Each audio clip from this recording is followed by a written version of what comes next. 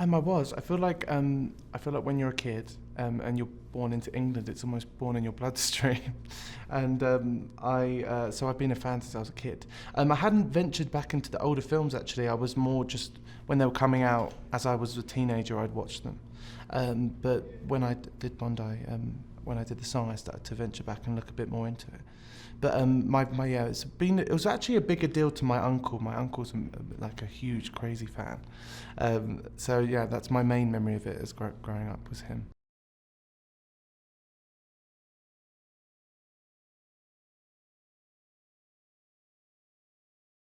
I just remember the Pierce Brosnan ones, and then but for me, my favourite ones are the most recent ones. I love how Daniel Craig portrays Bond, and I love the way that it's filmed. It's kind of the same with me in music actually. It's taken me a while to venture back musically because my ears are so accustomed, and maybe my eyes are now accustomed to the way that people film films now.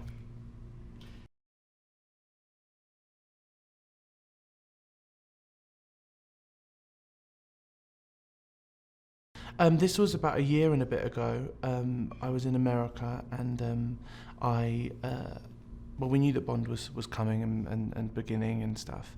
And you know, when all those, when the things were coming out about what it was going to be called and things like that, I remember thinking to myself just how much I would love to do it, and it's a dream of mine.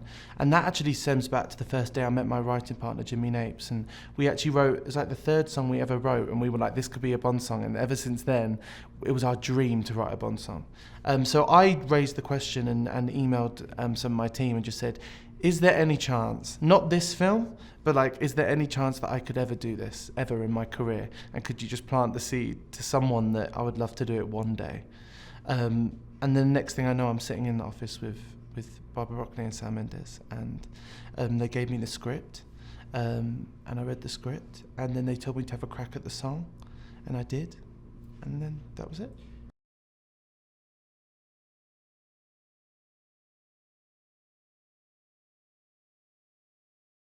It's something epic, and it's something epic that I can't get away with in my own music. That's the only way I can explain it. You know, we wrote that song, our third song in, and I hadn't even been signed at this point, and it was so epic that we were like, we just can't get away with this song. So that's what I think makes people think this could be a Bond song if it just sounds dramatic and over the top, because that's what Bond songs are, I feel.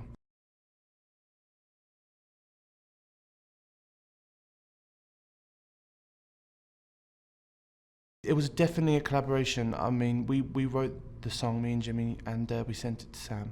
And I was actually, it was so refreshing, you know, because normally me and Jimmy make songs, or me and whoever I'm writing with will write a song, and it's either good, people like it, or that's it, you just put it in the bin and you don't use it.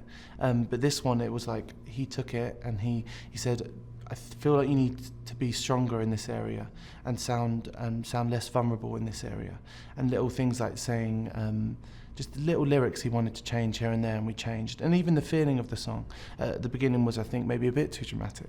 So he took some things out and put some things in, and yeah, it was a collaboration.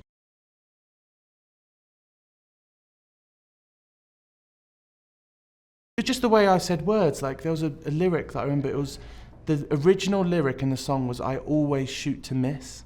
Me and Jimmy thought it would be cool to say, you know, Bond obviously doesn't shoot to miss, but saying I always shoot to miss is like a subconscious thing. But then Sam emailed us and was like, Bond would never shoot to miss. So I never shoot to miss is now the lyric in the song. So little things like that.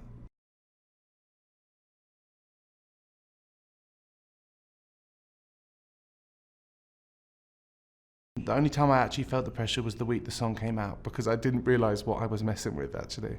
It's, you know, up to that point of releasing the song, I was just so happy and so excited, and I loved the song. I still love the song, and me and my family were just so excited for it to come out. But then the week that it came out, I think I was just a bit like, whoa. And I think anyone who's involved in Bond, it's far greater than my experience, but anyone who's involved in Bond realises that you're messing with such a massive history. But I was so overwhelmed by the response. I thought it was amazing. I knew this song was going to split people because it's not a pop song, it's more a classical piece of music, but I'm very happy.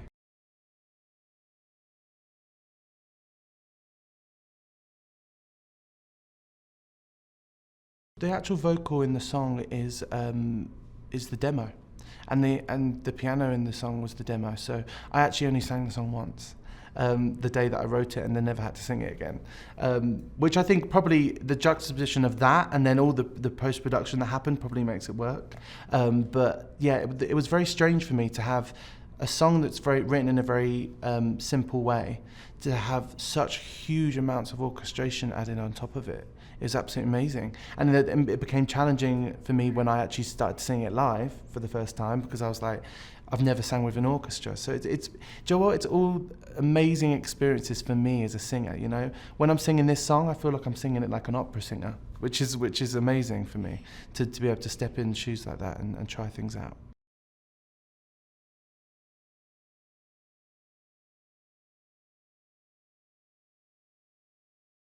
You feel like you're stepping into a piece of history.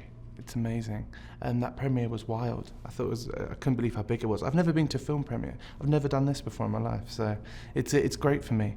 I feel like I'm cheating sometimes. I get to just step into people's worlds and see what it feels like. It's great.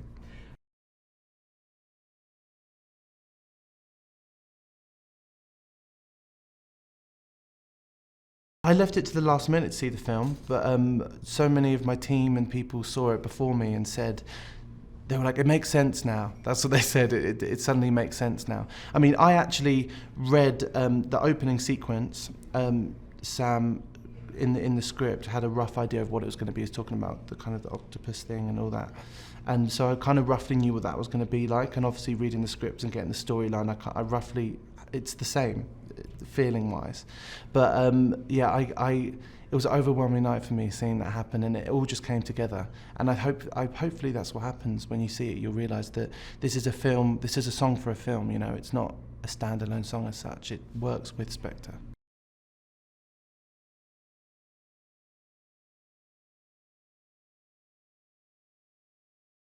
What, the premiere? I was a little bit hyped up, not gonna lie. I was, because after that song came on, I was like, party time.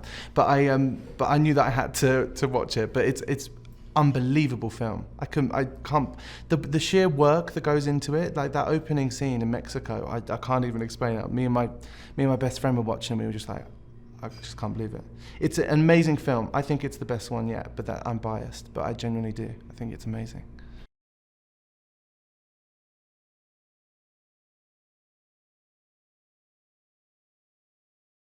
I was here about 3-4 weeks ago, and I played my own shows here, which was wild. Actually, one of the shows was one of the best shows I've ever done in my career. In terms of noise, my ears were hurting after the show. But it was, the fans here are amazing and so passionate, and yeah, I was so happy to get over here. The altitude's a bit of a bitch though.